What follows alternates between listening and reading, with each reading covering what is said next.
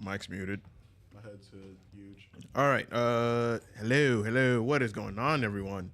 Good evening. Sorry that we're a little bit late. We are 20 minutes behind, and that is due to technical difficulties. I'm using a new computer, and I have a new capture card, and I thought the capture card would, capture the cameras that I'm currently using, but it wasn't. So, take it back to the house after the podcast and do some configuring so that way it is ready for Sunday's episode, which we will talk about that towards the end. We'll let y'all know what it's going to be about. So, with that being said, without further ado, welcome to episode 170 of the South Florida Gamers Podcast.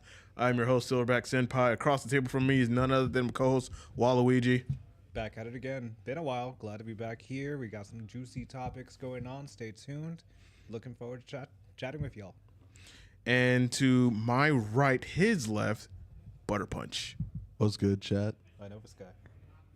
You sound good, Butters. Hell yeah. Good to be back. Good to be back.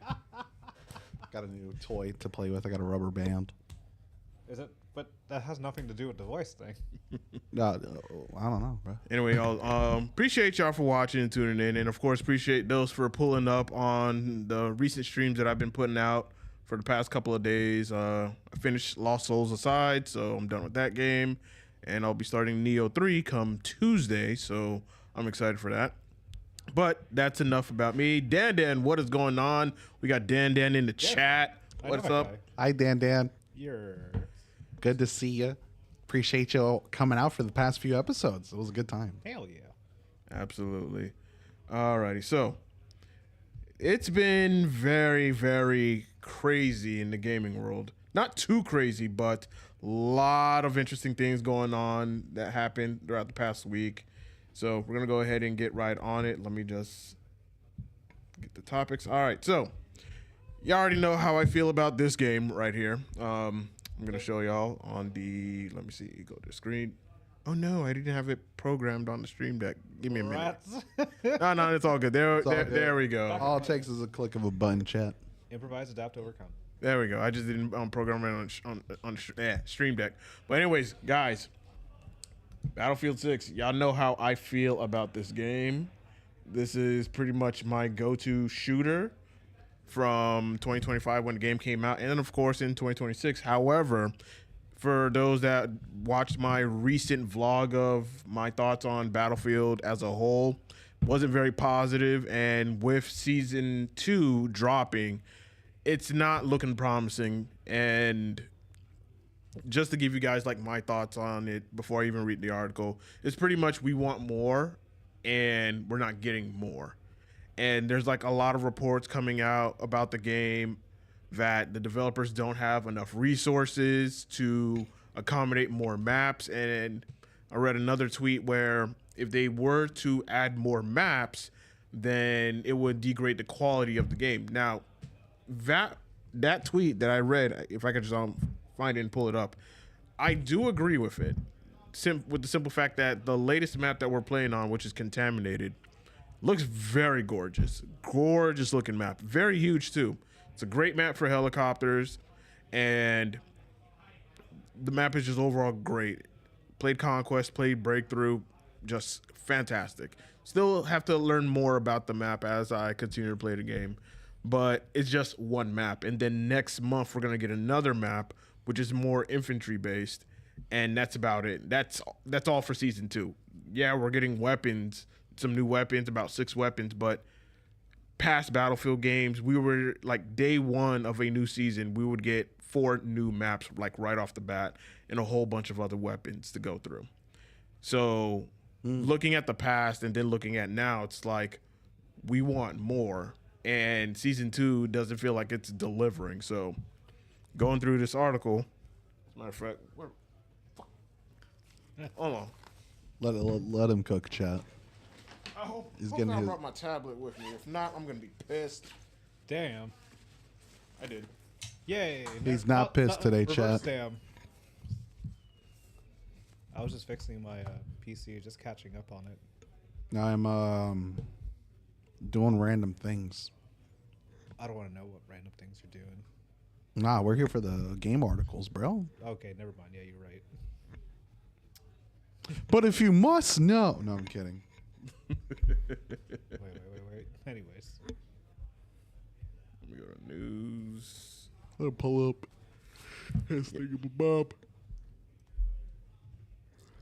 Outside of this, how's chat doing? How's everybody doing? Appreciate y'all for coming out, watching, listening. damn, this lighting makes me look good No, right? for once. They got a lot of lamps in here, a lot of lights. They're not even on. It looks like it's the same, but some stuff. Let me create a world for the audience. All right, I got the article. It might not be true, but Never it's a mind. We'll world. create the world. All right, so we're going to go ahead and read this article real quick. It was recently revealed that Battlefield 6's development team was biting their nails in anxiety at the Battlefield 6 roadmap. In a bid to push for a bold resurgence, Battlefield Studios tried to roll out a hefty update for the game's second season, as well as evolving RedSec somewhat. Before I continue, kill RedSec. No one gives a shit about the Battle Royale. Yeah, In my opinion, no one just gives a shit. I think the hype for Battle Royale games, if it ain't Fortnite, if it ain't Apex, if it ain't Call of Duty Warzone, don't even bother putting out a Battle Royale game. That's just my opinion. Or even PUBG. PUBG's still going on. I know it is. yeah, they got the anime skins. I'm here for that. Yeah, they have their own community, but like Battle Royale games that were established and still have their community for all the way up until now, they can stay. But if you're trying to bring a new Battle Royale game, like, don't even bother. Don't waste your resources. It's too late. RedSec, I didn't really even get a chance to play it. How was it? You ain't missing. It's like a Call of Duty clone, but with a longer kill time. It's alright. I feel like the maps are way too wide for what it wants to be. But yeah, I mean, but you got like boats and ships and shit like that. Was there any Tanks. gulags? No. They need to get out. Nah, they need to get out. Nah. But it's alright. Anyways, you keep know, going. crazy. Keep going. But it hasn't proven to be as much of an adrenaline hit as they wanted. Battlefield 6 Season 2 update was released yesterday, and it failed to bring back a considerable enough amount of players to call it a success content drop.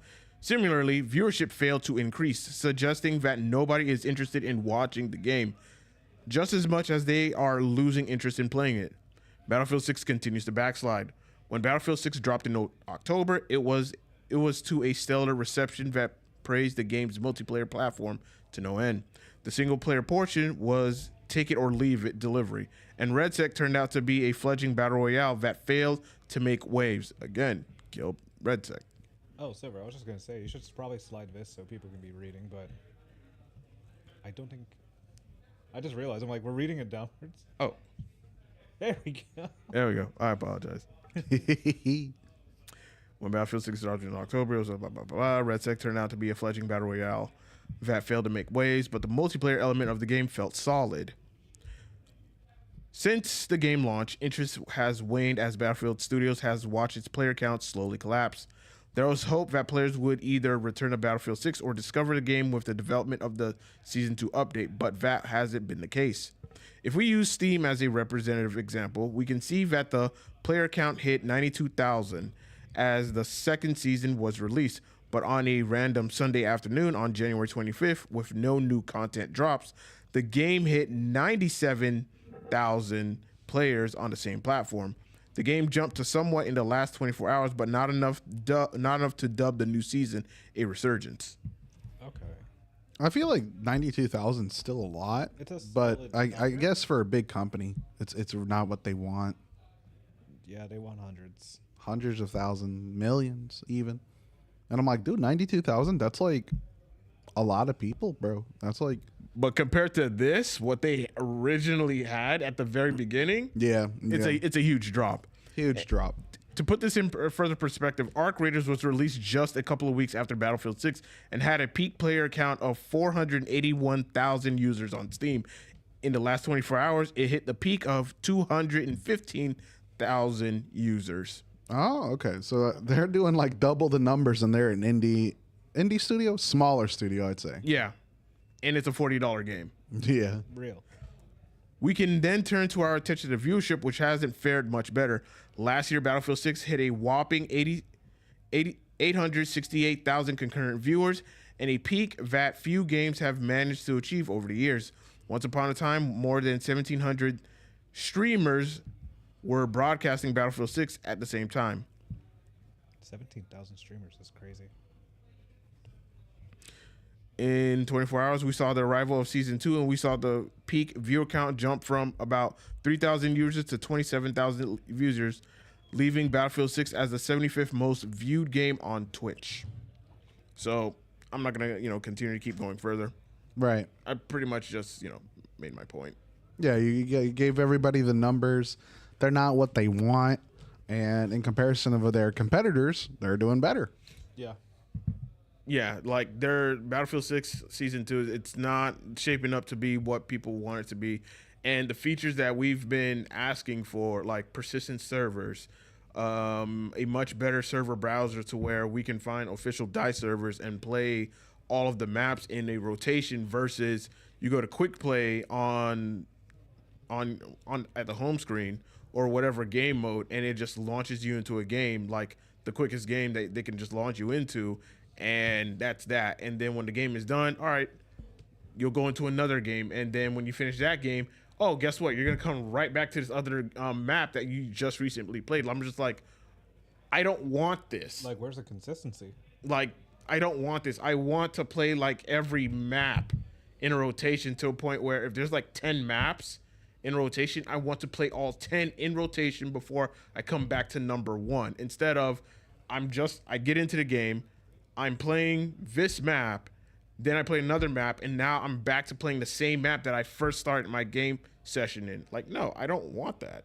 And many players have voiced their frustration that we need better servers, not for like connectivity issues or whatnot, but more so of we want more maps that we could play in rotation, because that's how it kept the community, throughout the years of everyone's playing on this map, everyone's jumping on this server. Cool.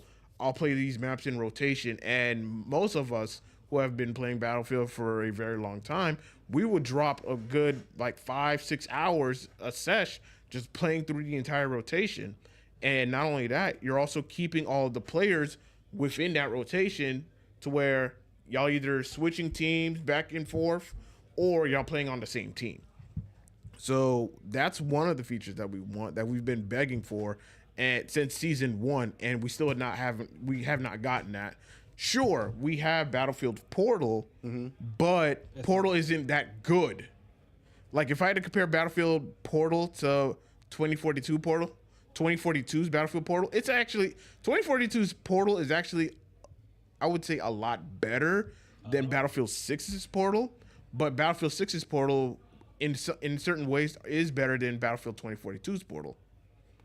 But I would say overall, like 2042's Portal was better than Battlefield 6's Portal, because you had all these other, you had like you had game modes to where you could play in Battlefield 3 settings, in Battlefield 3 environment, or some of the older Battlefield games as well, that you could just play in that environment, or Bad Company 2.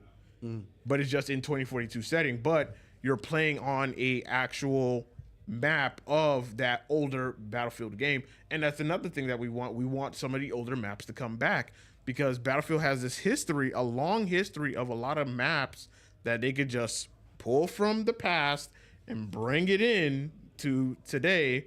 But I see that online as I'm watching the discussion, as a lot of Battlefield players are talking about it, that it's a process. And if the developers were to give us a lot more maps, then the quality of those maps will deteriorate. And I'm just like, y'all know, if my thing is this. Go on. If you're trying, like, Battlefield 6 has captured the feel of Battlefield 3 and Battlefield 4, which, cool. I'm 100% for, because that's exactly what a lot of Battlefield players want. The feeling of playing Battlefield 3 and Battlefield 4, which what you get in Battlefield 6. Cool. But we also want the maps. We want some of the maps to come back from those games, because you look at Battlefield 3's maps, there's a lot. You look at Battlefield 4's maps, there's also a lot. And we're just like, where are these maps? We wanted more. And I think with season 2, a lot of people are going to play the 2 new maps. And after that, it's just like, I'm done. I'm going to go play something else. I'll go back to playing Arc Raiders. I'll go back to playing Call of Duty, even though it's a shit game, but I'll go back to playing that. The shade. Like, there's not enough for me. There's not enough to keep people engaged for a very long period of time, especially if you're not listening to their players. Like, granted, okay, you can't give us the maps. That's fine. But what about some of these other features that we're also asking for? Like proximity chat. We don't even have that. You have it in RedSec, but you don't have it in traditional multiplayer? Like, come on. That's like- crazy to have it in a separate section. It is. Because think about it. Waluigi, when we were playing Battlefield, well, it was the beta, of course, but when we were playing on it, and it was you, me, Nightbreed, and Wielder, and we're all hearing each other. Do you know how awesome it would have been if we were able to hear all the other team players Oh, exactly. on our team, and we're all trying to push an objective, we're all screaming and yelling at each other, Yeah. cursing each other out, we're cursing out some of our other teammates, be like, yo, we need more snipers, yo, there's this tank over here, one of you engineers take it down. But they backed out of it. Where that would have made the experience so much better for Battlefield, because you have proximity chat, of course, in Call of Duty, in their, especially in their multiplayer, and Arc Raiders has proximity chat. Like, if they could give us that as a part of the update, I don't think it's gonna save Battlefield 6, but it will definitely give the current players More a much interaction. better experience playing the game, to where now everyone on our team, we can hear them. And if you want to take it a little step further, have like a deaf chat, to where if I kill someone, I can hear them raging on the mic before they have to respawn. Oh, they caught. Yeah, or like old CODs, they had that. Yeah, like give us that. Like, trust me, a lot of people will come right back to Battlefield, because oh man, the multi kills that you could get in this game, the tank kills, the grenade kill, the list can go on. But overall, it's just not looking good for Battlefield 6 right now, and it's like it's not enough. And hopefully by season 3, they really change things around. Otherwise, it's just like, It's like 2042 all over again. nah. As in, like, it took a while for them to get their best capabilities and things coming back. It's like, we heard you guys a while ago, and we want to apologize. That whole spiel. A whole year later, wasn't it, right? Before they really won back people's attention. Yeah, Before it goes down that low. yeah. Granted, it's a better reception in the launch and its current state now than it was with 2042. But yeah, same comparison. I get what you mean. Yeah, because again, Battlefield 6 launched a lot better than 2042. 100%. And it's just the fact that when it comes to just the content, the season content, it's like it's not there. Trying to shove us skins, which I don't care for the skins. I think many Battlefield players don't care for the skins. And even when it comes to the skins, this is like we've also been asking for like the retro skins, like the Battlefield 3 and 4 player skins. Like, can we have those in our game? Nothing yet. Just camo skins. Like, no one cares. Nobody does. No one cares. I understand you're trying to make money, with this live service game, but Battlefield players, like, if it worked in 3, 4, Battlefield 1, you might as well just stick with the formula. You might as well. Because if it worked back then, most likely it's going to work now. If you're trying to give us... I'm all over the place. I'm all over the place. Like, my brain is fried on this. No, you're good. Like, there's a lot that could be improved on, and yeah. Battlefield has to follow through on it. Yeah, I'm just like, I'm disappointed, and now we're just gonna have to wait till season 3. Yeah. Honestly, that's the point. Is just wait till season 3 Right. to see if they're gonna answer our our concerns of missing features that we want. But of course, I think at the top of the list, everyone just wants more maps, persistent servers, proximity chat, and then we just continue on from there. I think those are like right at the top of the list. If we can't get more maps, because it's going to take a lot of time to develop and have some of the older maps be refreshed and modernized, I'm willing to give you a little bit of a pass. But gameplay features like proximity chat and persistent servers, we don't have to wait for a whole new season to get that. That could happen within like a good couple of weeks with a huge update. It's possible, because if RedSec has proximity chat, why can't regular multiplayer? Yeah. Right. That is awkward. We'll have to wait and see. Until It's not that hard, honestly, guys. Like, all you have to do is listen to the concurrent fans you have now, because they are the ones who speak for you if your game is worth playing or not. Not your marketing team, not you trying to convince us, the players convincing other players. Yeah. And I think every business developer for video games need to recognize that. 100%. Absolutely. All right. Well, moving on to our second topic.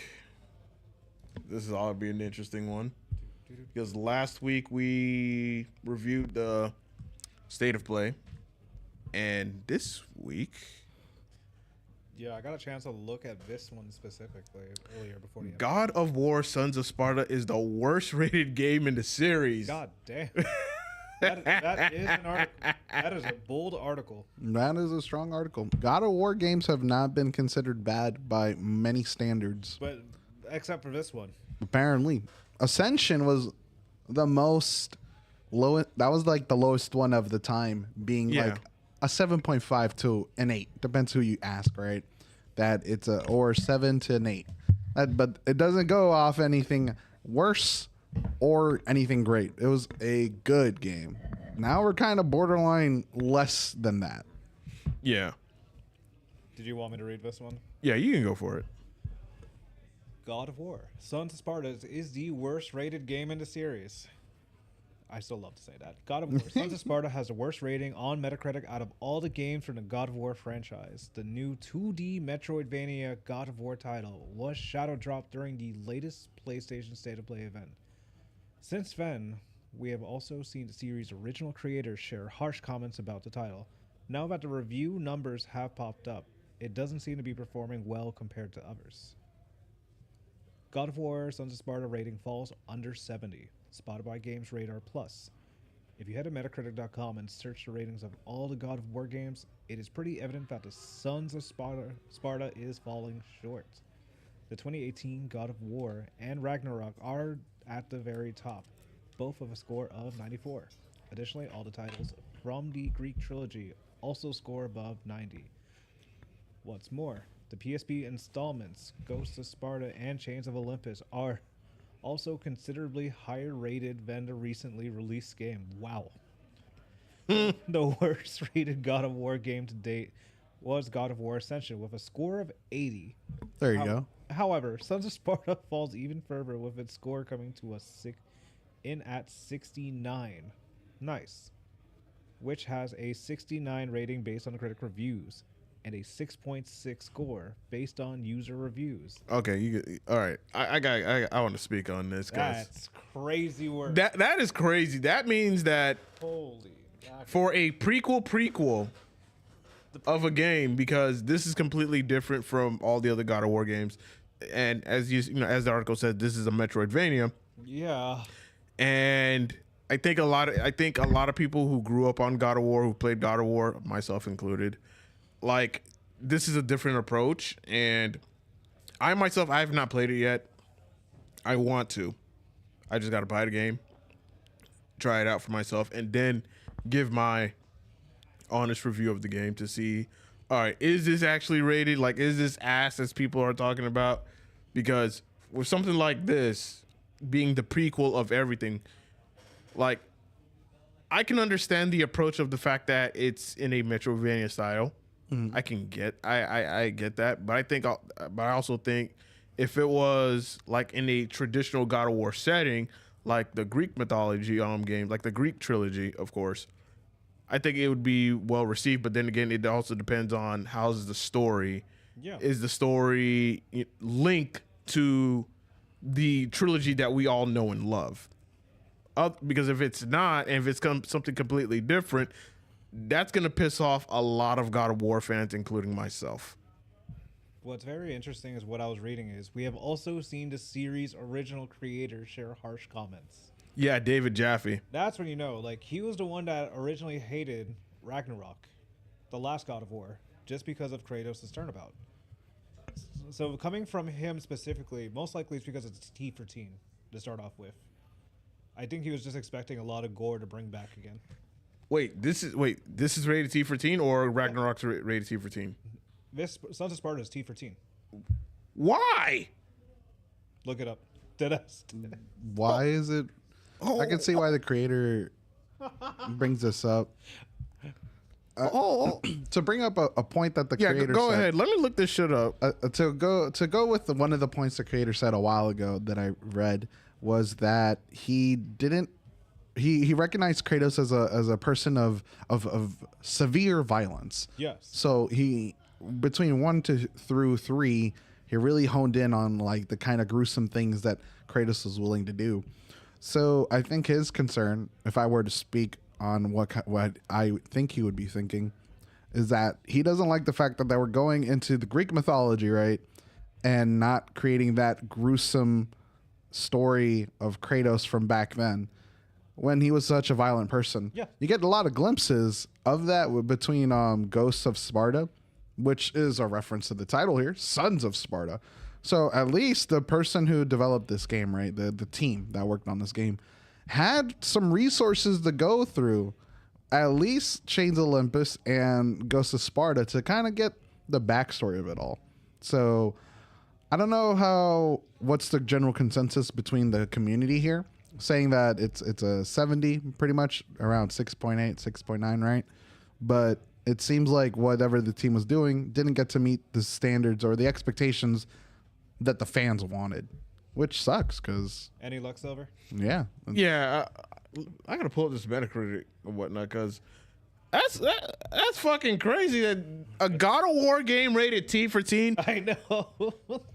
That shocked you, actually. I'm like, I was one of the first people to peep it. Who the fuck made this game rated T for a God of War game rated T for teen in 2026? God of War, when past iterations of this game has always been rated M for mature. The man is a Spartan warrior, one of the most brutal Spartan warriors of fictional history. And you make a game of him in his Spartan days, but no, we're going to make it rated T for teen. Yeah. The fuck are y'all doing? Oh my God. Yeah, I saw Oh that. my I had to God. bring it up. 100% I had to bring it up. That's bad. That It might oh. have to be, like, for now on, the worst God of War game. There's probably no sex mini game on here, and I'm upset about that. That was only in one of them, Butters. There was 3 of them. There was Chains of Olympus on the PSP. Yes. There was 3. There was probably one In 2. There was 1 and 2. Yeah. Okay. 1, 2, 3, Chains of Olympus. Damn, you know what? Yeah. Where's my mini games? I'm matching circle. No, it's in teen. I don't get it in this game. Yeah. I don't get it. It's just, it's T for teen for blood and violence. Tired of it. Why? That is so fucking dumb. Why make a God of War game rated T? Teen for teen. Like, at least make the executions, like, gory. Like, you could do it with a Metroidvania game. True. I played Blasphemous. Yeah, Blasphemous is pretty gory. Oh, yeah. Bloodstained, I think, is rated M for mature. That's the one I'm playing right now. Like I'm looking at this, right? And you know, those that are watching online, like y'all see this, like you see these creatures right over here. Yes. You're expecting, okay, Kratos is gonna stab them, probably stab him in the eye, the throat, the chest, wherever.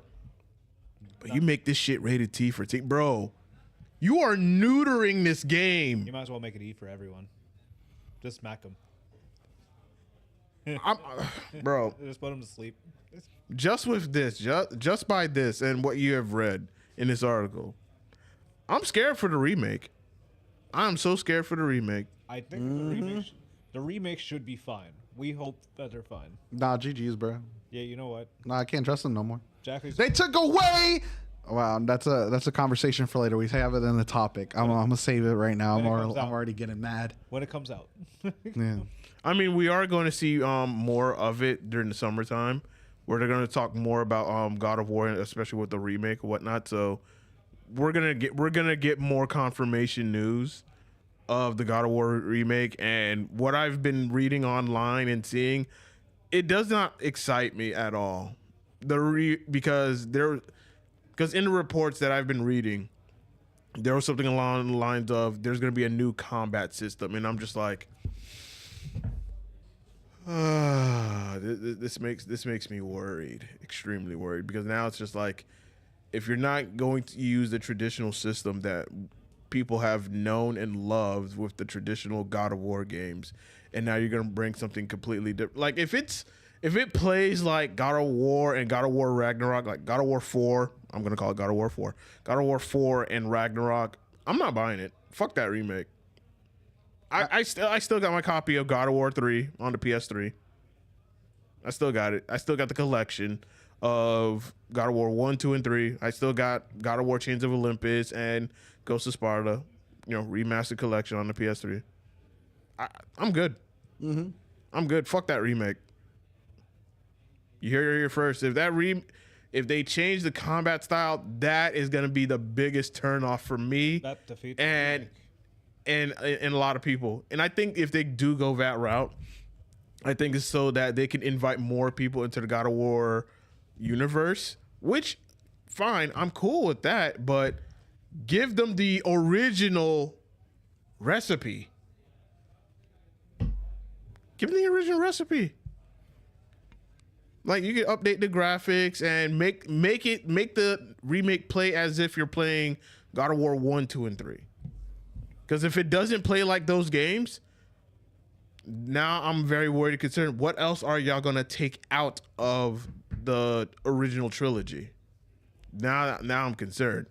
And I remember a week ago, I was getting flamed on Twitter on this because I was like, okay, are they gonna keep everything as is, and are they going to remove the sex scene, or are they gonna keep that there, the sex mini game? And I have a strong feeling that I don't think they're gonna keep it. I think they're gonna just completely remove it. And I'm just like, but it's a rated M game. Adina's just gonna give you money. Here you go. Here's some blood points, kid. And not only that, the more I think about it, since we're on the topic of God of War, the more I think about it, I'm also thinking, what about some of the characters, like the enemy characters that come out topless, like the Gorgon, like Medusa or whatnot, and she's completely Or topless. Yeah, the little flying gargoyles in 3. They got Yeah. their whole shit slipping. Yeah, like, They're gonna put some rags or something. If they do that, I mean, or what about the Oracle that you meet in God of War 1 that leads you to get that helps you try to get the Pandora's box, because I don't know, she has something on, but it's see-through, so you can see her tits. So I'm just like, I have a strong feeling like they're gonna remove a whole lot of stuff out of the trilogy of God of War, and I'm just like, oh yeah. that's just one part, and that's just for the gooners and whatnot. But this was during the time where they're also explaining and introducing people into Greek mythology. And this is what this is how we would envision and see, okay, in Greek, like the story of Greek mythology, because, okay, we would see it like that. And I have a strong feeling like they're going to remove that out. And I also have a strong feeling that they're going to remove some parts to where Kratos is killing people, because let's face it, Kratos is not a good guy. He's a bad guy. He does good. He tries to do good things. Anti-hero. He's an anti-hero. Because there are moments in God of War where Kratos does kill innocent people. Are y'all going to remove that too? Makes me wonder. It changes the lore a tidbit. Yeah. Or someone's gonna storytell. Kratos Yeah. killed a lot of innocent people. Like, you won't really get to witness. but you're just going to be there just to play the game. It's good for you. Don't take away our content. Don't take away our game. All I'm saying is, listen, find you a PS3, and just get the God of War collection. You could even get the PSP collection, the Chains of Olympus and Ghosts of Sparta. You could get that on the PS3 also. They go for like $25-$30. Which, granted, yeah, they're like decade-old games, right? But you know, you get like 2 or 3, so it's somewhat reasonable. Yeah, like get those, get those, get a PS3, get those games so that way you can experience God of War in its true original fashion. Because whatever fuck shit they gonna do with this remake, I'm gonna tell you right now, people that grew up on God of War, especially myself, especially during the PS2 era, I'm looking at this sideways like, I don't know. I'm not hyped for this. Because I have a feeling like y'all gonna take some shit out. Y'all gonna change some things here and there. And it's just like, y'all not gonna give people that experience that. Why people love God of War so much. Like, give them the raw quality product. Don't just neuter it or just remove a couple of things or change a couple of things because the fact that, well, we're in a different era of gaming and that type of content that we had back then is very sensitive for this era. Then they shouldn't be playing the fucking game in the first place then. Real. That's just my thoughts on that. No said. Pretty much said what I wanted to say too. Jet Li on Twitch says, by the time it comes out, we'll have some more gray hairs. Yeah. Yeah. Especially that new one because they are in talks of releasing a brand new God of War game. So I think this one is just more of I think the remake is more of generating that hype and in preparation for the brand new one that's going to come out right after. Generating some wallets at this point. That too. You guys ready for the next topic? Yeah, sure. Lay it on us. Before we get to God of Despair.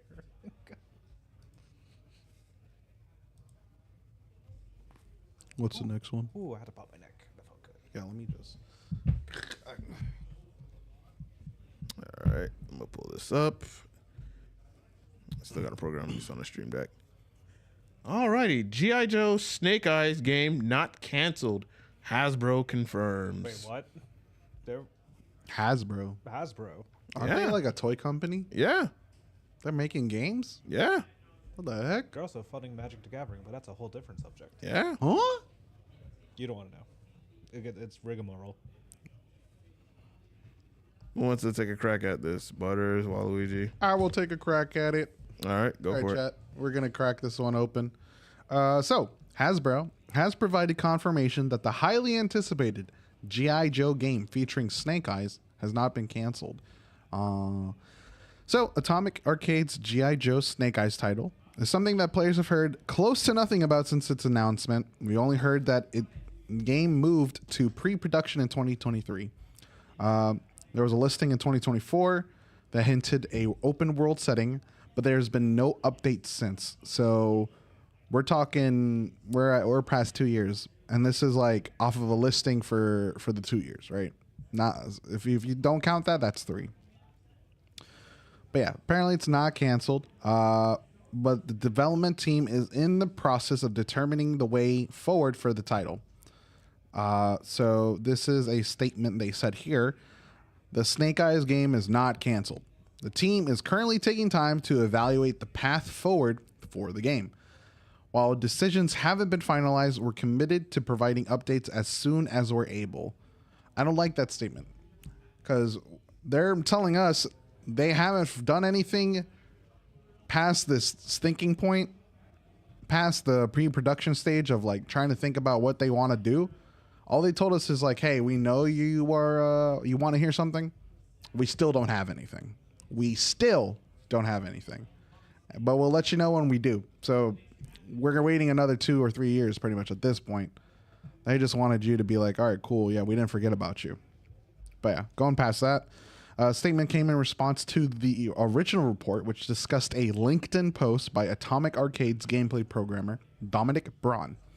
Braun's post states that he was affected by Hasbro's and Wizards of the Coast's decision to close Atomic Arcade. Hasbro has not provided clarity on whether Atomic Arcade has been shut down. I believe Atomic Arcade would be the developer for the game. So in other news, this is another article that you're trying to reference, but that's pretty much all we got here. That they're just telling us that the game still exists. There's a lot of weird stuff happening in the background that's not letting them get forward to really making a big production stage of the game. So they're probably talking about schematics, storyboarding, stuff like that. But yeah, I mean, I'm glad it exists. This is my first time hearing about it, right? But if there's nothing else to say about it, I feel like It shouldn't be said. it shouldn't be said. Yeah. But that's my stance on it. Okay. What's your thoughts? I'm interested in the game because, I grew up on G.I. Joe, the toys, the cartoon or whatnot, and of course the live action movies, which are, Movies. movies. Yeah. Best way. But a game, you don't get a lot or get any G.I. Joe games. So I'm interested in seeing what this is going to shape up to be. I'll definitely keep my eyes out on it, and hopefully it's something promising. Hopefully it's something new. And if I know G.I. Joe, like, as I was growing up, I like some action. I like to, do some cool shit. Show me some cool shit. Hopefully it's good. That's all I got to say.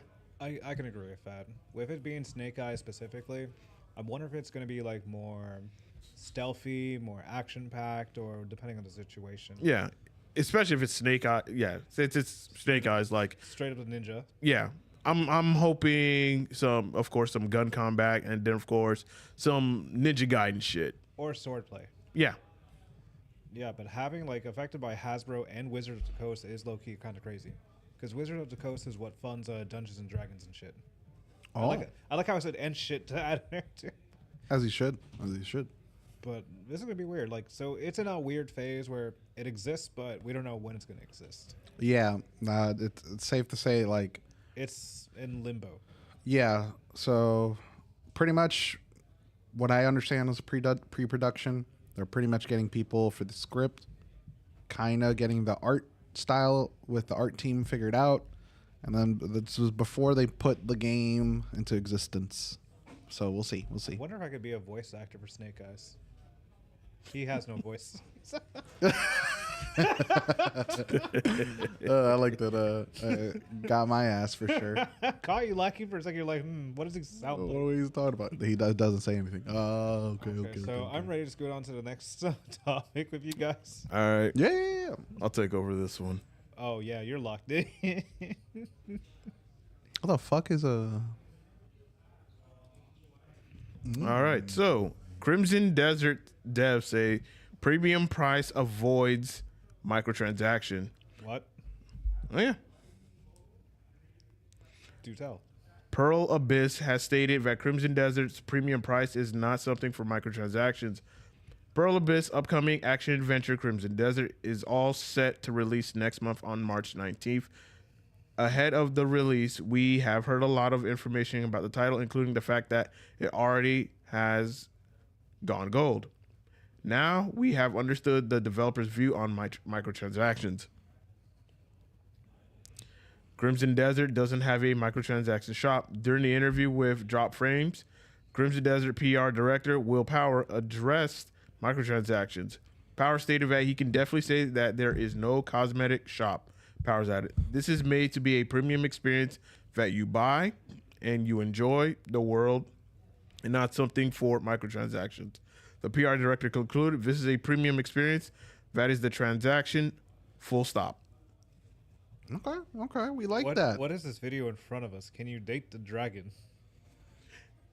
This is a real question, though. Like what this the is fuck do you important. mean? We need to know. What We the need to heck know. do you mean? Why are the dragons? Oh no, This it's a whole interview. Oh. Well, we better go in the comments and just see if somebody did us the favor of saying yes or no. Nah, it doesn't sound important enough. But the gameplay of it looks pretty dope, Yeah. and I do like how straightforward they're at. with Yeah, equipment. and I honestly think like this game is I'm pinning this game as potential game of the year for 2026 because it's a single player game, no microtransactions. It's not an RPG, but more so action adventure. So if you get like powerful items, then you know you're just gonna be powerful. You know, it's not a Souls like. So think of it like Legend of Zelda kind of a way. I could get behind that. Oh, look, It looks pretty. That's a part of the game. That's Because there's like a lot of stuff that you can actually do within the game. And I'm just like, you know what? I do like my action adventure games. The game looks very gorgeous. single player specifically. Yeah. And it seems like there's like a lot of stuff that you can do within the game. And I'm like, you know what? I'm definitely copping this. The fact that it's reasonably priced. I don't think is it a $70 game? I think it's below $70. Let me If it's below, we're winning, chat. check the PlayStation Store, y'all. But yeah, so far like the gameplay looks good. The engine is running. I know this game has been talked about for some time. Yeah. You could ride a dragon. You could use the dragon in battle. I was like, hey, I'm there. And you're just carrying stuff on a carriage. I'm like, damn, this is some high ass gameplay. You can deliver shit. You could be a delivery dude in the medieval time. Wow, that mean that dry ass mouth. Don't mind me yapping. We need some water. Water. But that's actually impressive. It's like Deliverance in a way, but more action packed. All right, Crimson Desert is $70. Oh, okay. That's So premium the new experience, average. but you pay and then you get what you want. Yeah. No microtransaction, nothing crazy. Damn, you just kicked a bitch the next week. Didn't do it. I'm about it. Slicing shit up. Oh yeah. Did he just lose an arm? That's crazy if he lost an arm. Nah, I don't think so. Okay, so it's just Sons of Sparta. It's rated T for T. That's what I'm hearing. Crazy. For everybody with these hands. Crazy. But yeah, I dig it. It's gonna be like, wow, a Sony PS5 exclusive. Oh no, it's on PC too. Oh, even better.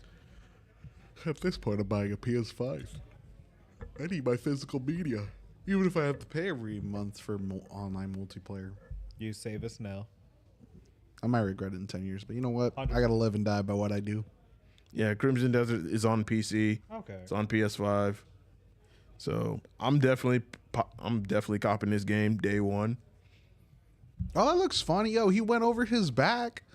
They're gone. They're gone. They got swung at. This looks like a cool game, though, chap.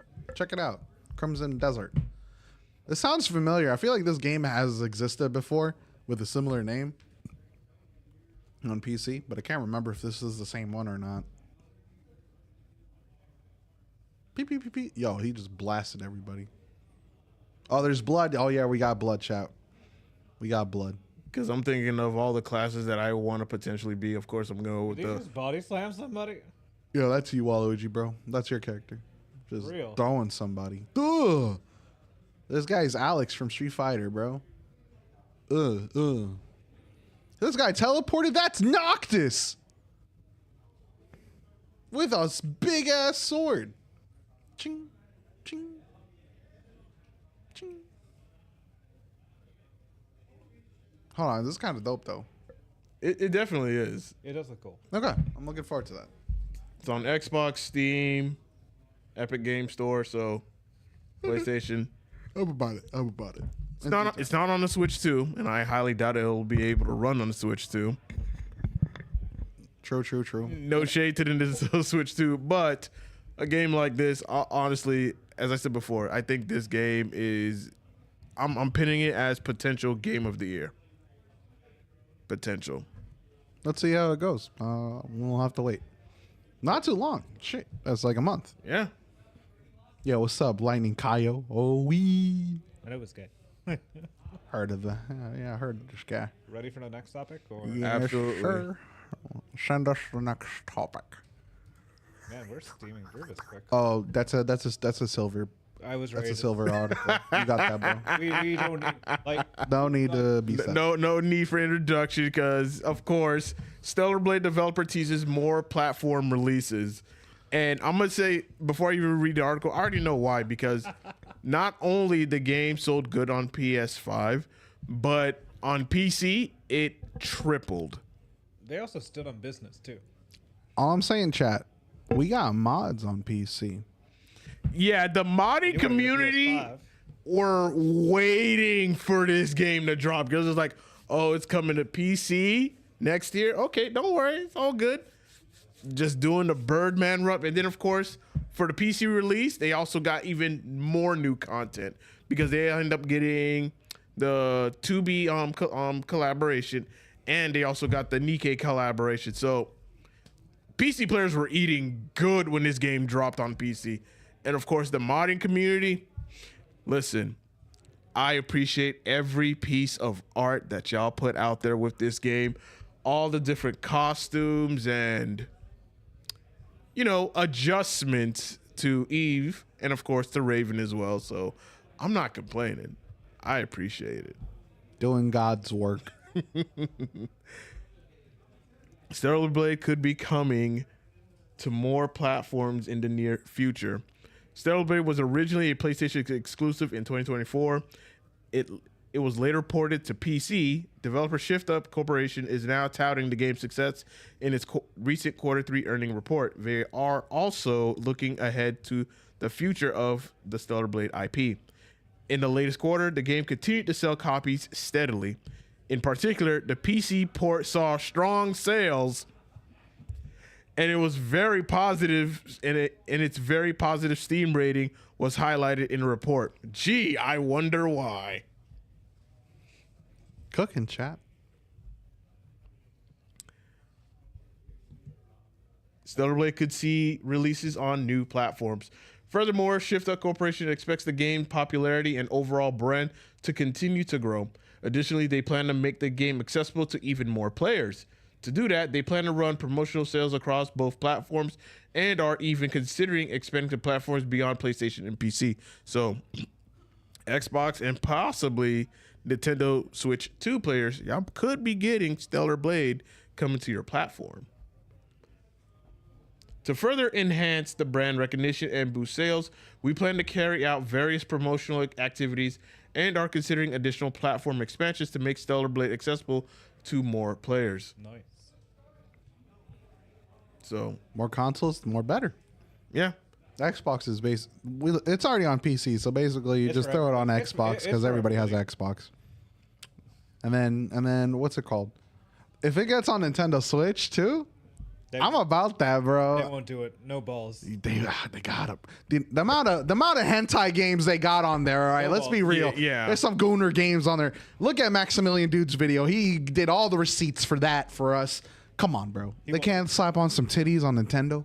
John Nintendo won't do it. John, why? Why won't you do it, man? Do it for the Listen, culture, they have bro. their own games that they just throw money in. They don't want to join with everybody else. That's crazy. Yo, Korea's your neighbor. Let them put a game on your shit, bro. No. Can't believe it. Unbelievable. Tired of Japan. But nah, this is good news to hear, and I'm happy that Shift Up is continuing to keep getting success. They are now a $1 billion company. They were a small indie company in Korea. They had one project called Destiny's Child. It was a gacha game that failed, so they started with another gacha game, which you already know which game I'm talking about, Goddess of Victory Nikkei. Yep. That ended up putting them super over, and then of course Project Eve became Stellar Blade, and they ended up getting success. So they got two IPs that are just making them money. Of course, the gacha game is making them the most money. Guilty as charged. But with Stellar Blade, it was a fantastic game when it came out in 2024. It's definitely up there for Game of the Year. I was very pissed that it didn't get like a lot of nominations for the Game Awards, and I think I already know. And it was kind of fucking obvious why. Because yeah, super hot, attractive chick, and of course I remember the journalists, just attacking Stellar Blade or whatnot, saying like, Eve's body is unnatural, whatnot, and then people are like, "Have you seen the person that did the mocap?" And it's just like, it's literally identical.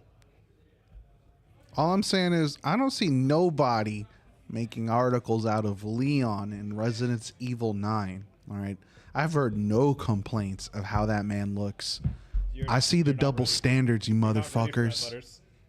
No, I'm rattling the bee's nest right now. So someone's gonna be wanting smoke from you later. Cash these hands. Not me. They're rated E for everyone. Fair point. No, I'm kidding. Besides the point, though. No, yeah, more games, more better. I'm happy for this. I'm happy for Stellar Blade having success. They also did they mention that they're working on a second project? Yes, they are working on a sequel to Stellar Blade. Yeah, so we got more coming along, Chad. I'm excited. So I'm just like, I'm gonna give it about maybe 3 years. Maybe by next 2027, we'll probably hear a little bit more about it, and in either 2028 or 2029, we'll actually get the sequel to Stellar Blade, which I'll be looking forward to. That'll be a day one purchase, and just continuing on Eve's story. So My bad. I got distracted looking at the mods. oh, you've seen it too, right? I've seen the mods. They're good. I Send me the link Bitch, for research purposes, so I can tell the Bitch, audience. just go on Nexus. Okay. That's what people did for Street Fighter. That or Ariaka mods. I think Ariaka mods got some. There's some cursed shit there, but it's good. It's good. It's for the people. Absolutely. You got me looking this up now out of curiosity. I'm not even playing the game. Turning off all the filters. Oh. I'm turning Yeah, off you all weren't the kidding. filters. These are just random. I'm getting hit with stray mods. Oh, they got mods from Portal. This looks great. I'm digging this. Mod your games, Chad. It's always a fun time. Oh, they have a Huntrix mod for some random game. That's hilarious. Oh, Unreal Tournament. That's hilarious for 2004. And then they have Sailor mods for Tekken 8. Love it. That's it. I'm exiting it out before I witness anything else. Perfect. So I think we got the information we wanted to say on regards to that. Really happy for Stellar Blade to get more going. Absolutely. It's only gonna get better from here on out, and I'm happy for it because Stellar Blade is pretty much our generation's Bayonetta, if you think about it. You're not wrong. Yeah. We had Bayonetta, then we had 2B, and now we're at Stellar Blade. So we're moving along. Beautiful times. So we got another topic I'm seeing. Yep, our last one, and it's a big one because this came out literally today. So we're gonna jump right on into it. Damn. PlayStation shuts down Bluepoint Games, makers of Demon Souls and Shadow of the Colossus remakes. Wow. Yeah, this came out today, and it's big.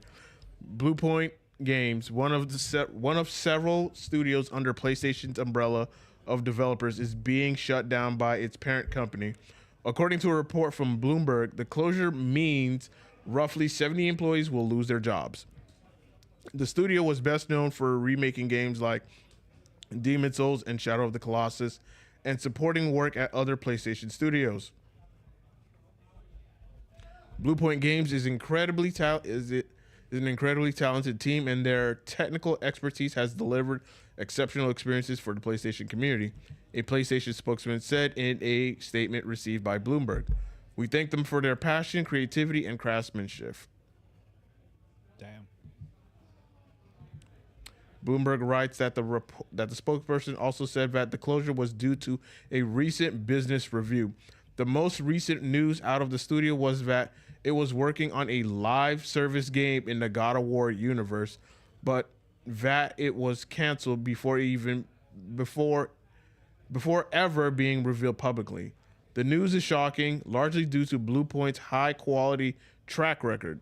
The studio was founded in 2006, but it wasn't acquired by PlayStation until 2021. Demon Souls, the studio's most recent project, is a remake of the game of the same name that launched alongside the PlayStation 5. We gave it a 9.25 at that time, calling it a delightful treat.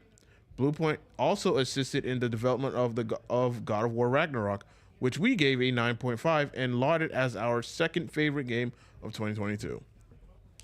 That's so sad because I knew them when they did the collection for God of War, like the 1 and 2 for the PS3 collection. They worked on that, and they also worked on Shadow Colossus and Eco for the PS3. Oh, really? Yeah, they worked on those. That was like the earliest ones I remember. Then they did the Uncharted collection and stuff like that. And then they also did the Metal Gear collection on the PS3, which now the games are out of the PS3 jail / yeah, not because of PS3 if you use emulators, right? Yeah. But like now they're out of that, and now they're no longer there. And it sucks because, like, I remember them for making those games. They're the reason why I even got to play Metal Gear in the way it did. Because I got told to play Metal Gear from a friend from college, and it was pretty much a mutual relationship where he would get me to the gym, I would help him study the math class exams, and our shared interest of games was Metal Gear. He would tell me that shit was peak, so I eventually got that collection, and I got to play the games, and amazing. I recommend everybody to play it. The cultural significance of Metal Gear in video games from then to now is so important.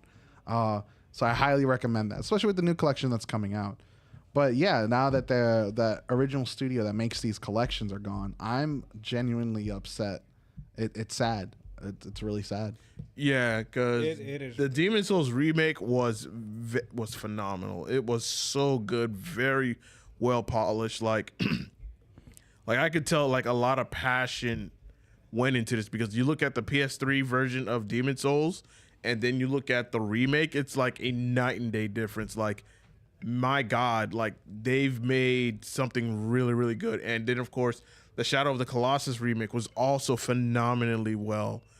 And to hear that this studio is pretty much being shut down because, Sony PlayStation wants to do more live service games, and I'm just like, so y'all continue to get rid of your quality studios that are putting out games that people love and enjoy. That we could have more remakes of games that are still in PS3 jail that we could have and enjoy in this era. Y'all could have just picked up Infamous before this. Yeah. Agreed. Like we could have, like, we got Metal Gear now. We still need Killzone and Resistance and Infamous to come out of their PS3 jails. Literally. Nah, y'all did this to us. Yeah. PS5s are moddable the more that people find out. Tired of y'all. That's a whole different layer. Tired of y'all taking away our people. I'm just like, I'm disgusted at this because I still have a grudge against PlayStation, or Sony in particular, for also getting rid of their Japan studio. The people that did what's the game called? It's the girl that controls Gravity Rush. Gravity Rush, yeah. The Bluepoint was the ones who did the PS4 version of that game. Yeah. Because they had the Vita version of that game, and then they ported it to PS4. Which is still insane. Yeah, that's an arm and a leg for collectors, for sure. A PS4 game costs an arm and a leg for that. But you could get the game for like $20-$30 on the PlayStation Store. Or if you know a guy that can do some work. And you know a guy. Yeah. Emulation. Yeah. Well, let me look for the name. Ethical gaming, guys. Yeah, it was called Japan Studio. Yeah, they were behind Ape Escape, Gravity Rush, Knack, Loco Roco, Papaton, Shadow Colossus, The Last Guardian. Oh, The Last Guardian, bro. I'm also I'm looking for all the games that they did under their umbrella. The Playroom, Knack, Puppeteer, Ico, Shadow Colossus, The Last Guardian, Siren, Gravity Rush. Siren was a scary game for all the horror fans. Collaborative and co-developed titles: Demon Souls, Bloodborne. Who is it? No. It I'm just trolling. That almost went over Rogue my Galaxy. Like, Bloodborne is another one that's also in PS4 jail because is developed by From Software and it was supervised by Japan Studio. So we lost Japan Studio. So, and From Software, they want to bring Bloodborne out of PS4 jail and put it on the PC platform, but that's ultimately PlayStation's call on that because it is a PlayStation exclusive, and PlayStation wants to bring exclusives to the PC platform like The Trash of Us and Spider-Man, but what about Bloodborne? What about Infamous Second Son, Infamous First Light, Killzone Shadowfall? Damn, those games are a decade old. Yeah. Yes. Like bring them to the PC platform to make, a little bit more money so that way people on PC can enjoy those games for a much longer period of time. Same thing with the PS3 games on the PS3 that are just stuck there. And now another, talented studio gets shut down. It sucks.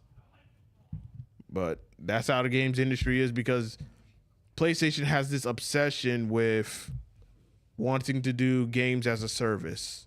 Always. Like Didn't work out. we want a live service game because they see the success of Fortnite and they want to have a game that's similar to they want the success of Fortnite, but they as a live service game, and that's what PlayStation wants. What the fuck And- out of a God of War would be a real question for a live service. Yeah. That's the real question I have. Honestly, I'm glad it didn't come to fruition because it could have been fucking ass. I feel like they just did it for the greater good. I like how you also still have the link for the toucan. This is a beautiful bird. Oh. Trolling. Don't mind me. Don't mind me. Yeah, because I'm looking for. I gotta look for the tweet in reference to what I'm saying because the fact that I just hate how PlayStation just simply just cares about wanting to have that one game as their live service game that's going to be their new cash cow because they saw how successful Fortnite got. And that was like over like And guess what was the primary factor, getting them successful? Free. It not only was free, but the PlayStation was the go-to console to get Fortnite because Oh, yeah. at that time when Fortnite was slowly getting hot as a free-to-play game, on Xbox, you still had to pay Xbox Live to access a free-to-play game. They changed that over the years, but at the very beginning, you still needed Xbox Live to play a free-to-play game. On PlayStation, you didn't even need PlayStation Plus. You could just have the PlayStation, go to the PlayStation Store, Fortnite, there you go. That's how Fortnite ended up slowly blowing up over the years, and that's how we end up getting so many people getting PS4s. You ask a little kid that has a PS4, Fortnite's probably on there. Guaranteed. unfortunate. Because it was a free-to-play game. Still unfortunate. Big sad. Big sad. Got any more juicy topics? I have one more. I'm just trying to find that tweet. Pull up the receipts. Because I know I bookmarked it. Dun, dun, dun.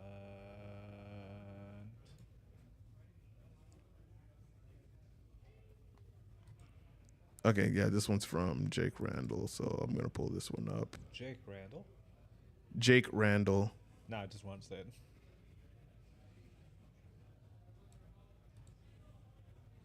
And full screen. And we're going to switch screens. All right, so he says Sony will never say it publicly, but their goal is to create just one live service game as close as possible to the popularity of Fortnite, as I was stated before. Newsflash, it's never going to happen. They intentionally keep AAA single player games to the bare minimum on purpose. They make as many as they feel necessary to keep the fan base on board while rooting for one of their live service games to take off. Sony, with all due respect, you suck at live service, and it's not what we want. You're digging your own grave. Rethink what you're doing. Flip your focus back to single-player experiences. Because the whole point. Wow, almost forgot. Because the whole point of a PS5 is to feel the single-player immersive exclusivity of games. Like they gave Astrobot as an example. Mm-hmm. where you're feeling every part of your controller, learning the anatomy of it, and playing all these games. And if you're shifting from that to live service, it's just a waste of time.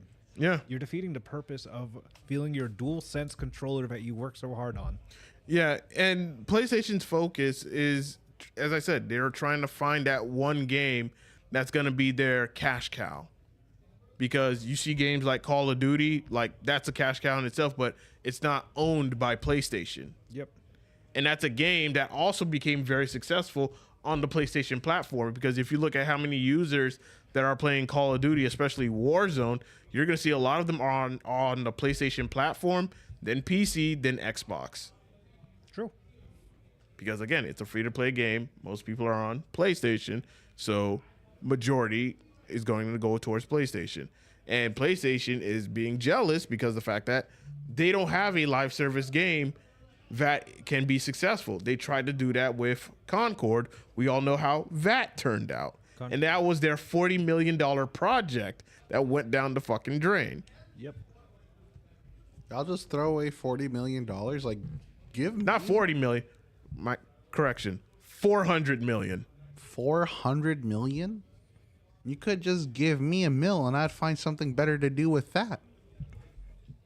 Like if PlayStation wanted to do a live service game, they have shooters in their IP library. They have shooters. They just don't want to bring them back for some reason.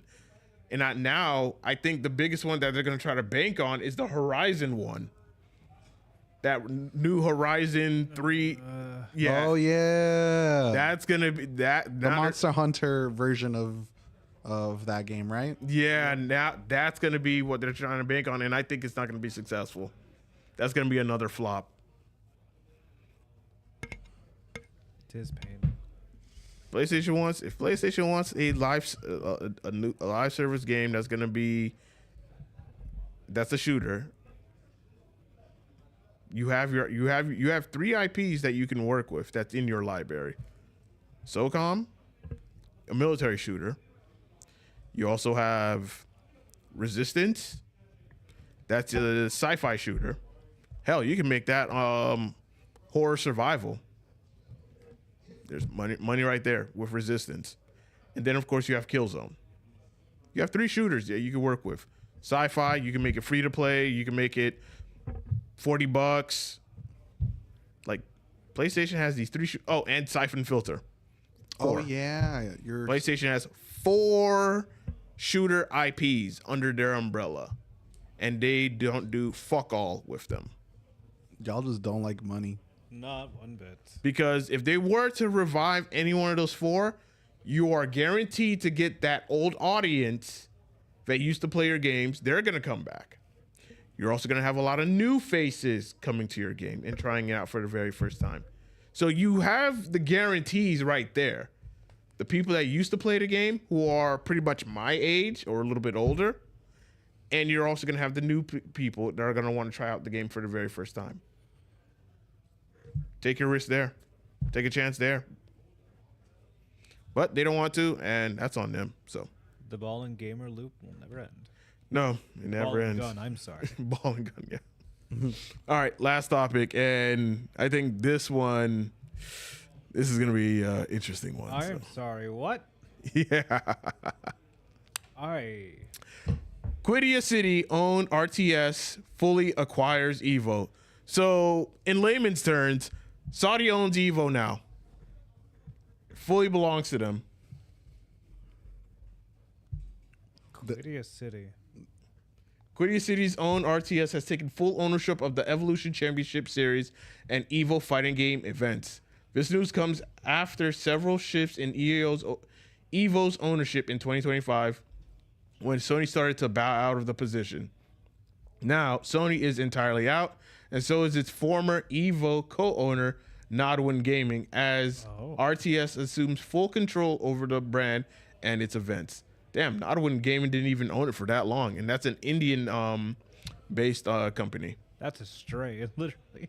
So they didn't even have it for a full year. They just had it for a little bit and just be like, all right, we don't want it. Information came like less than 8 hours ago. That is insane. Yeah, this is breaking news, yo.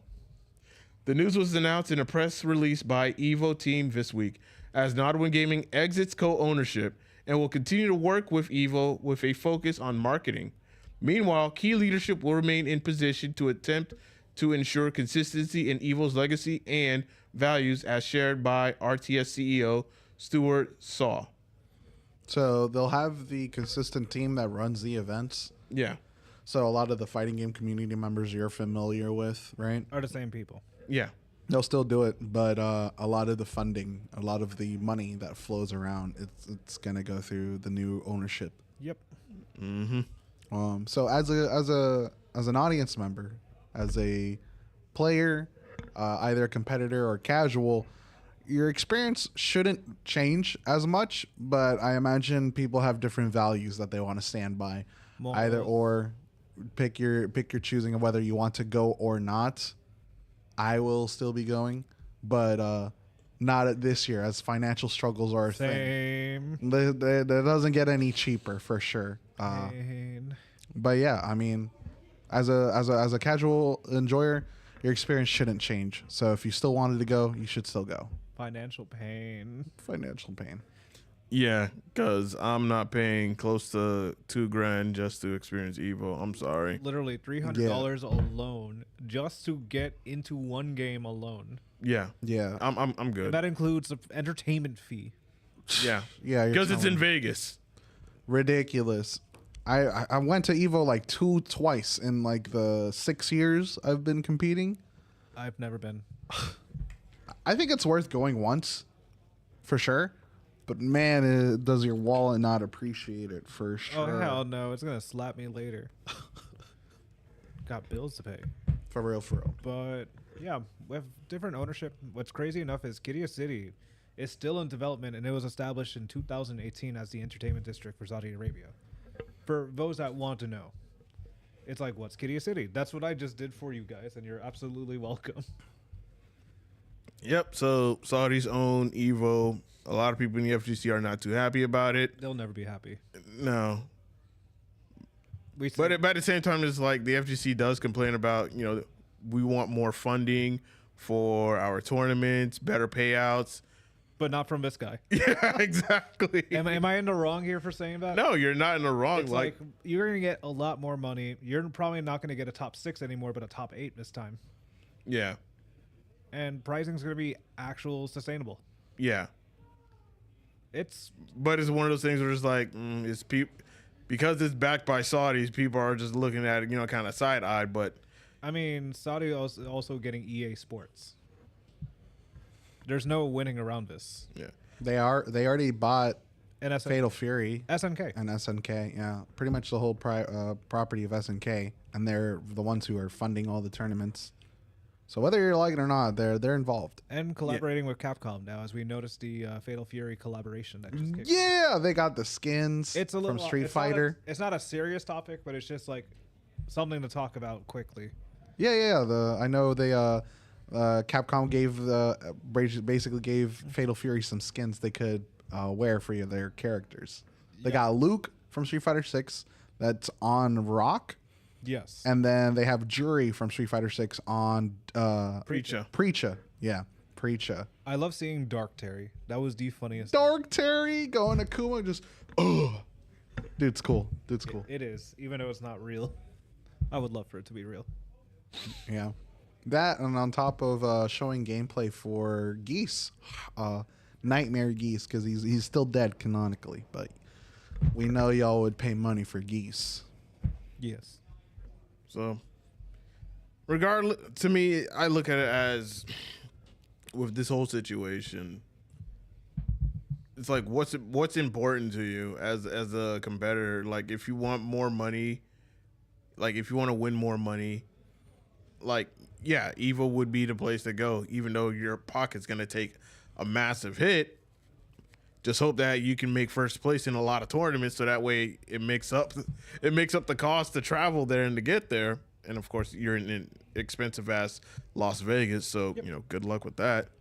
But I find it very interesting, especially with the FGC of today, to where they see something like this, because I remember seeing this conversation like months ago last year, about Saudi being involved, with the FGC and so forth. And as I said, y'all complain about tournaments not having, these majors not having enough money to accommodate, your travel and things like that.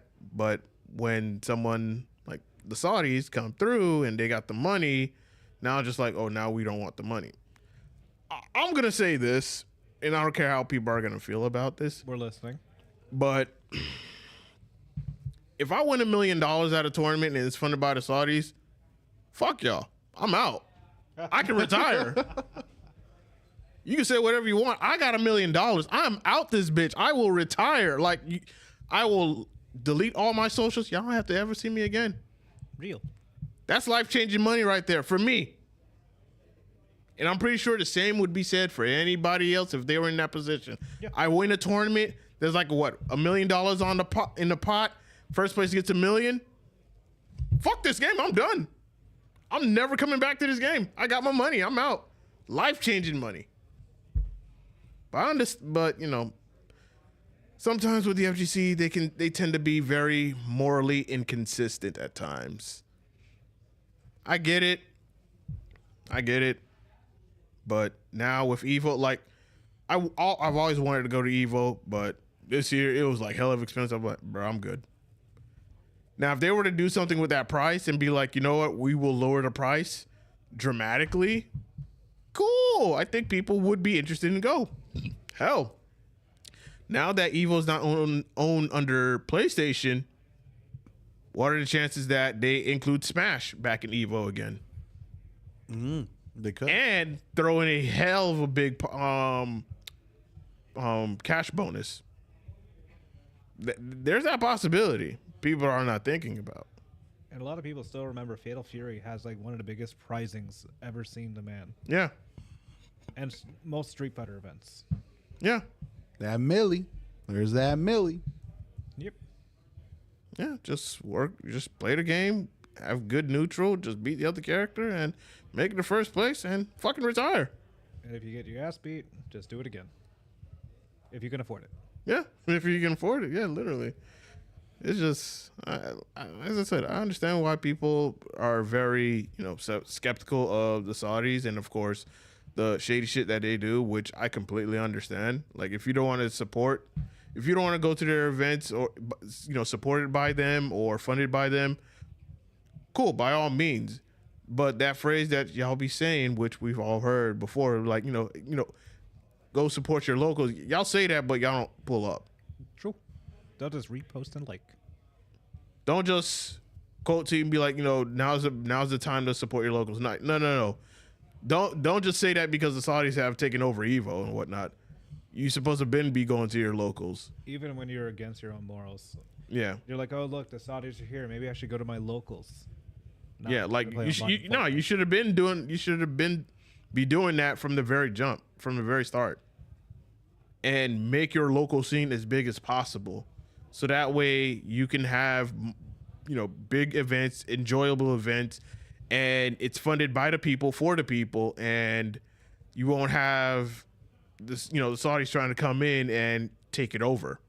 I think that's the great thing about all of this is that if you want to build and grow your community and not have the influence of an outside entity that's not in the United States, then you have the opportunity to do so, to create that community, to build it as big as you want, and have the control, the free control that you can do with it. As long as the funding is there and the support is there, then yeah, you don't have to worry about the Saudis coming in, trying to take it over or whatnot. And it's been said before when it comes to the FGC, like it's one of the lowest paying esports, lowest profiting esports ever. Lowest profiting. You spend more to make more. Yeah, literally. Or just make the same. Because it all matters to the players. Yeah. Mm-hmm. Instead of focusing on, because to me it's like, instead of focusing on having more money in these tournaments for these events and things like that, which costs a lot more money, which costs a lot of money to even have in the first place.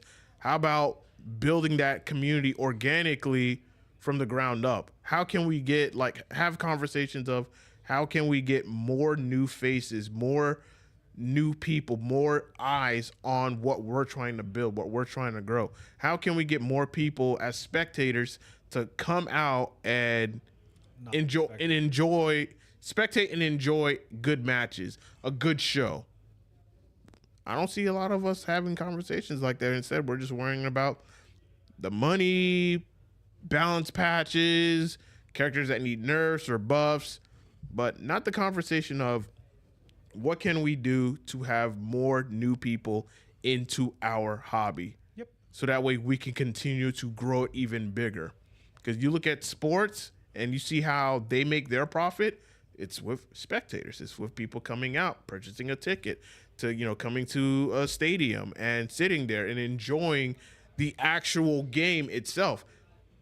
Us FGC players, we need to start having that mindset of how can we get more new people to come in to enjoy what we have built organically.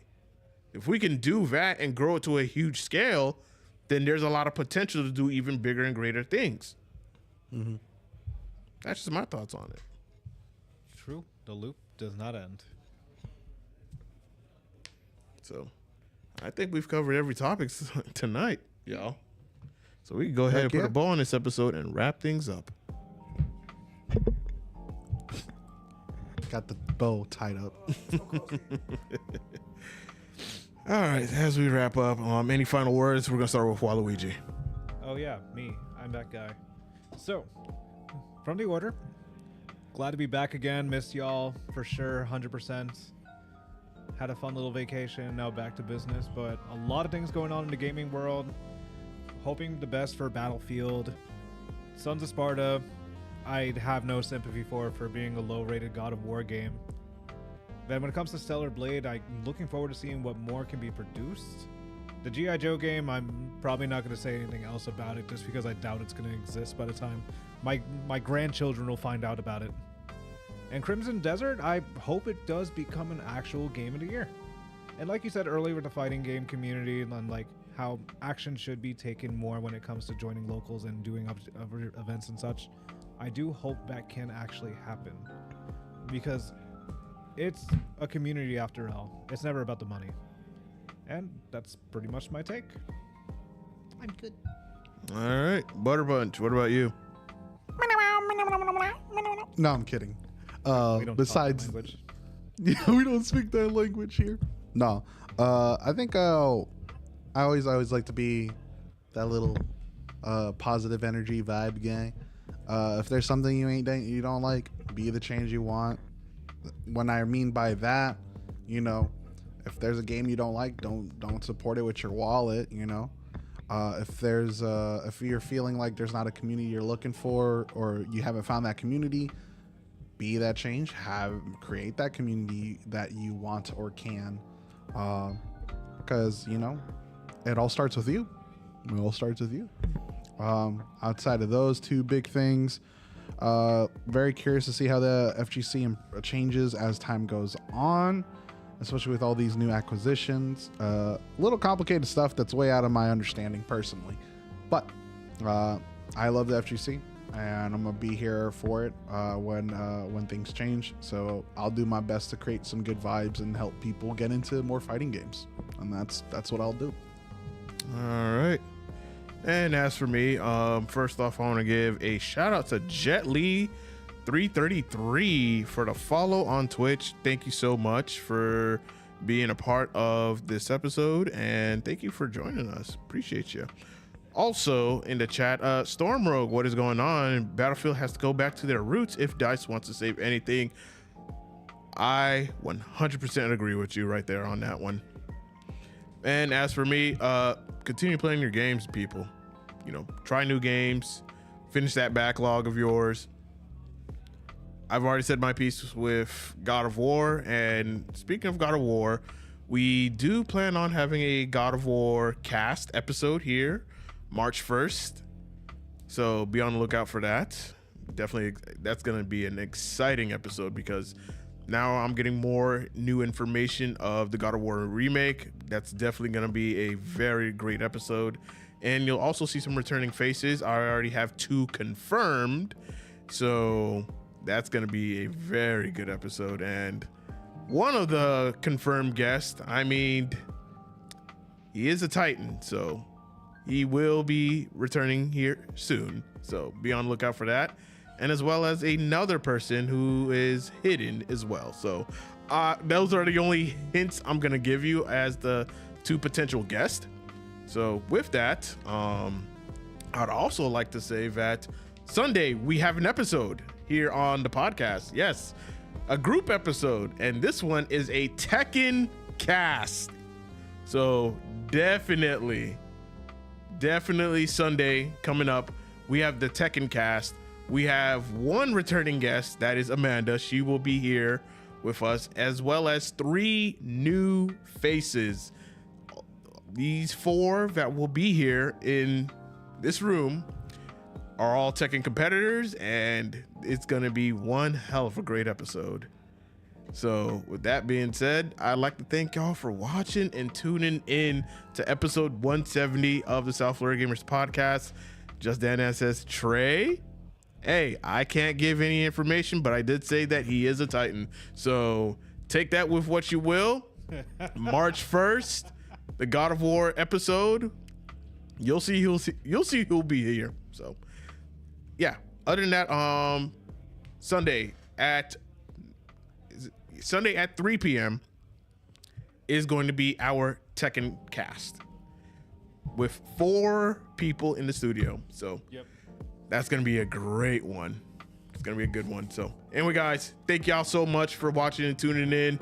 Continue playing your games. Go finish that backlog. Empty out your wish list. And if you are new here to the channel, whether you're watching this on YouTube, go ahead and give it a like on your way out and a subscribe if you're new here. If you're watching this on Twitch, go ahead and give it a follow. Appreciate you. And if you're watching this on Facebook, go ahead and give it a like and a follow as well. Appreciate y'all. Said it enough, and I'll keep saying it again. Always appreciate y'all. I will see you guys Sunday. Until next time, and as always, y'all stay classy. Later, weebs. Peace. Peace.